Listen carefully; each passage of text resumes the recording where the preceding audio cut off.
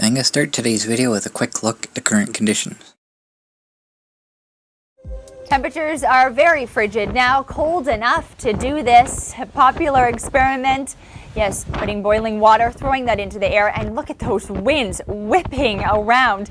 Geez, that's in Mount Washington, of course, with winds like that. But the cold air, it's sticking around now and into the long range. We still have extreme cold warnings in place across much of the country. And that cold Arctic air, we get into another reinforcing shot. The freezing line reaches the southern states as we ring in the new year. A little bit of a break throughout portions of the east. This will be Tuesday, Wednesday, still well below the freezing mark. However, we're talking to the minus single digits for some across southern Ontario, southern Quebec. The next burst of cold air, though, it is even colder than the air we're feeling now. So you certainly will want to bundle up to start off, and we'll really feel that again by Thursday. Meanwhile, across the west, a little bit of relief. A ridge starts to build in, warming things up for those in BC, the Yukon, Alberta, and parts of Saskatchewan.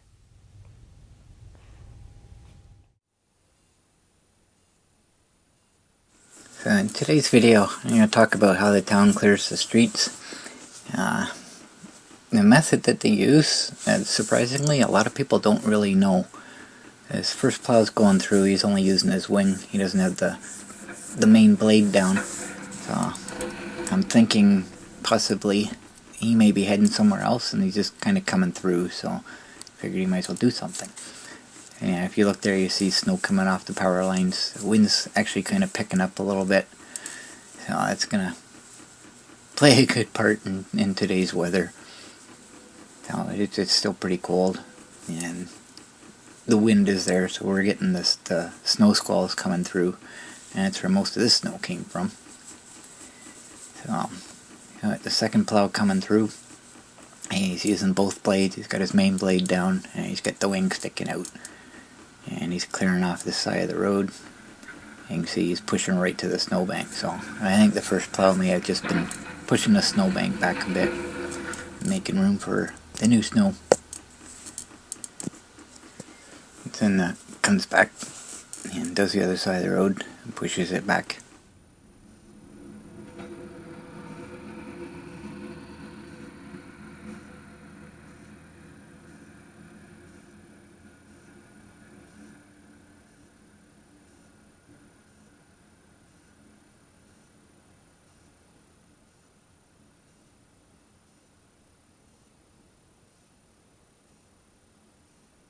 So that's how they clear the main streets.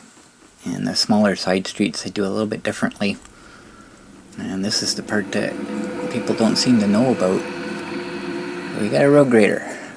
This is the same machine that you saw with my snowbank eater video. And there's a specific reason why they use a grader for doing the back streets or side streets. And no, he didn't just crash. He drove off the road intentionally. And I will show you why when he does my side of the street, and it's actually kind of cool. Yeah, if you notice, he stopped in the middle of the street and he didn't leave a snowbank. That's why they're using this machine. Even Cody didn't know about this until I told him about it. So it's kind of cool. The advantage of using the grader is its middle blade is very maneuverable. They can lift it up, put it down, they can twist it left to the right, and they can also extend it out the sides to the left or the right. And that's what they're doing in this case. So here he comes off the side street, and he's going to do this right in front of the camera so we can clearly see what's happening. So he come around, he finished off the corner, and you can see when he stops there's this big snowbank. So what he does next is actually pretty cool. He's going to go back and he's coming straight at it.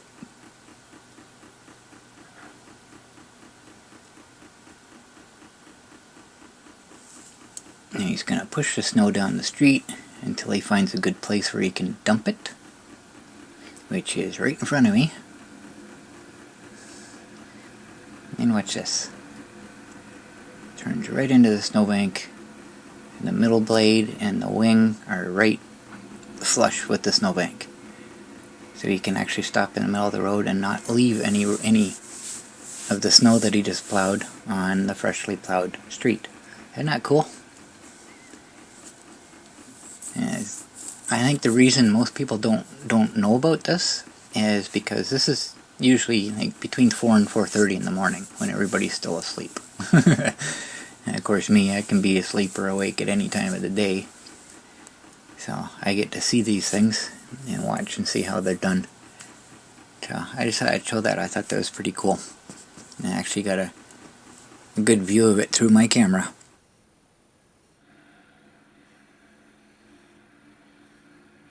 And the final step in the process is clearing off the sidewalk. And at this point we got quite a bit of snow, so they got the blower on the sidewalk plow. He's moving a little bit slower because he's got a lot of snow to remove. And when they get to a laneway, he just kind of directs the snow straight in ahead of him. So he's not dumping it in people's driveways, which is pretty cool. And once he gets past the driveway, I'll turn it back up on to the yards. It's kind of neat. I wonder how long it took him to come up with this process. It's kind of cool.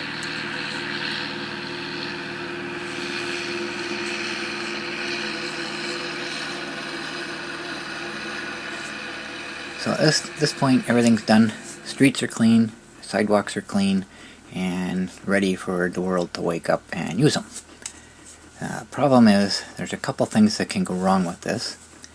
On occasion, not very often, but on occasion, for some reason the sidewalk plow comes out before the grader, and you get to the end of the sidewalk at the intersection, and you got this big snowbank blocking your path.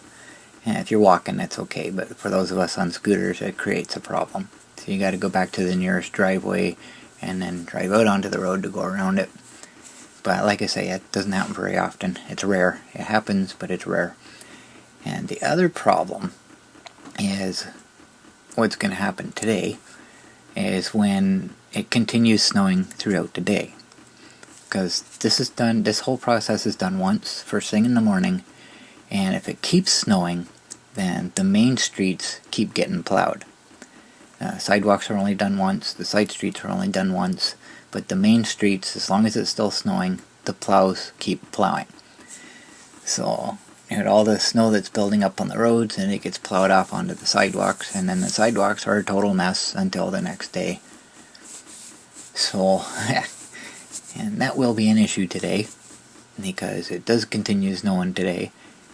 And I go out on ES 950, my street's still fine at this point, and the main street downtown, the sidewalks are pretty clear, but it's chilly cold, and it's really, really windy today. So as I'm getting ready to go, you can clearly see my breath. You give me an idea, it's pretty cold out, and you can see just how bundled up I am. It's not so much the cold, it's the wind. I gotta keep the wind from going down my neck. It's just so cold. Then down the driveway, Cody only cleared out a single path. One pass of the blower. And that's all we need. We don't have any vehicles going in and out, it's just me. So he only cleared out what he needed to. And we discovered a problem with his tractor, actually a couple problems. There's no weight on the back end of it, so he can't back up my driveway. The tires just spin, even with the chains on it, they just spin. So, that kind of becomes a problem. And the other issue he's having is the blower tends to plug up on it really easily. He's constantly having to clean it out. Soft fluffy snow like we have right now is not a problem, but when it gets wetter and thicker and heavier, it plugs up really quickly. He's not happy with it at all, but at least it's something. It's working for him. So it won't take him long to find something else. So as you can see, sidewalks are nice and clear. There's a little bit of ick on them, but if the plow goes through too quickly, the snow will actually fall down behind it, or behind the blower, that is. And leave a little bit along the edges, but it's just nothing. It's definitely drivable. So for the most part, that's what they're gonna be like anyways. So, all is good. As you can see, my scooter's sitting here waiting for me to come back to it. you can hear the wind, and it's actually rocking the scooter a little bit. Definitely not a day you want to be out unless you have to.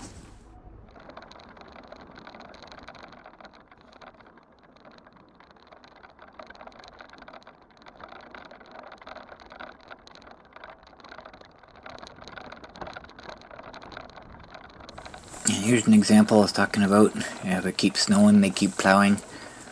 This is the highway, and as long as it keeps snowing, the plows keep going up and down this road, and the sidewalks actually not too bad. It gets a heck of a lot worse than through here, but for the most part it's not that bad. But you can see it's messed up. It's worse in the driveway areas because there's no snowbank to block it, so it just comes shooting through, and it makes it pretty difficult to get through. But like I say, this is a heck of a lot better than what it usually is, or what it can be, I guess you could say.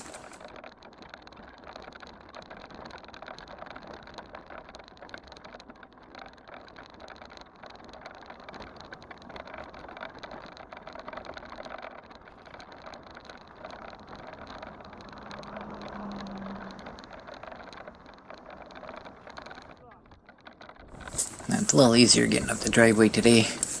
At the wider path, I don't have to worry about the scooter zigzagging left and right. I have to stop or let off on the throttle because I'm heading towards the snowbank. It's nice and wide so I can wiggle all at once and not be a problem.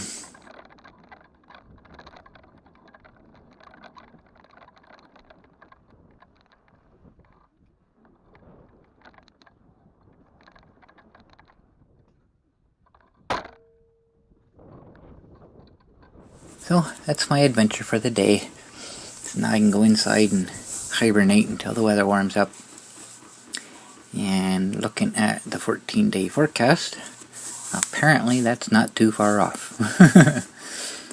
I get these temperatures +4, +7. So, okay, things are going to get slushy. But I'm seeing actual rain in the forecast. So I'm guessing this is going to be our January thaw. And it's going to cool off a little bit. And then back to the plus temperatures again. More rain. So at this point, it's looking like we're getting a typical Ontario winter. I actually get the January thaw in January, not December, like we have been the last few years.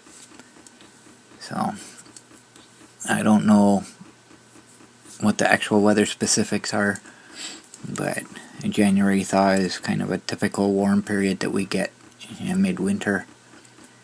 And unfortunately, once this period's done, February hits, and that's when we get our coldest temperatures. So we kind of go from one extreme to the other. But it's kind of a nice break anyways. And the temperatures being as cold as they have been, it'll be a very, very welcome break. The other downside to this is when people tend to get sick, including myself. I can get a cold at any time of the year, but generally right after the January thaw is when I typically get one. I'm not limited to one per year, but at this time period, I generally get one right after this. So I don't know if it's because more people are out during this when the weather's nice and the virus gets spread around quicker. I don't know. But all I do know is when I do get a cold in the winter, this is generally when I get it. So I'm kind of looking forward to that. But right now, it's still frigid cold, and it's affecting areas all the way down to the Gulf of Mexico. It is 8 degrees Celsius, and this poor little guy is frozen. He's not dead, so I'm going to be brave and pick him up. South Floridians aren't the only ones not used to this chilly weather. With falling temperatures also comes another unusual sight.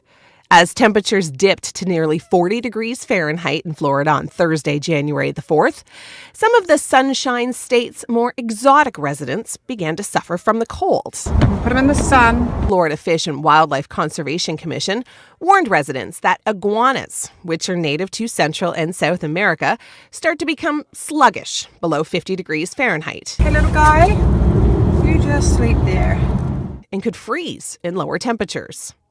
Locals shared many videos on Twitter helping the cold-stunned iguanas warm up in the sun. I don't like you, but I don't want you to die. The National Weather Service in Tallahassee received 0.1 inches of accumulation at their building. So I'm going to end this video with one more segment. I find this quite amazing. This is the reason we're getting all our wind, and it's quite a large system. Powerful nor'easter will bring in blizzard conditions and over 1.5 feet of snowfall for parts of eastern North America, and the storm has a lot of hype around it, but for good reason. It's a really interesting storm. So number one, it has an eye-like feature that looks like a hurricane, but it's not uncommon to see it in this type of storm, and it's because we have so much warm air wrapping around it that it becomes secluded, and it gives it a look of a hurricane even though it functions more as a winter storm. And so it can still produce, though, hurricane-force wind gusts, which will definitely be the worst part of the storm. Number two, when it's all said and done, this will have dropped snowfall from northern Florida all the way up the east coast and through Atlantic Canada and into Nunavut and Greenland, over a 4,000-kilometer distance, with the heaviest snow falling into New England and in through parts of New Brunswick, with definitely over 1 foot of snowfall possible. Number three, this is possibly going to be a very strong weather bomb. It's already reached that status as of Thursday morning, dropping over 30 millibars in just 12 hours. And some researchers believe that, if it drops over 40 millibars in just 24 hours, this will likely be in the top 5% of all rapidly intensifying extratropical cyclones. On top of that, this is producing a massive wind field that expands all the way from Ontario in through the central Atlantic Ocean.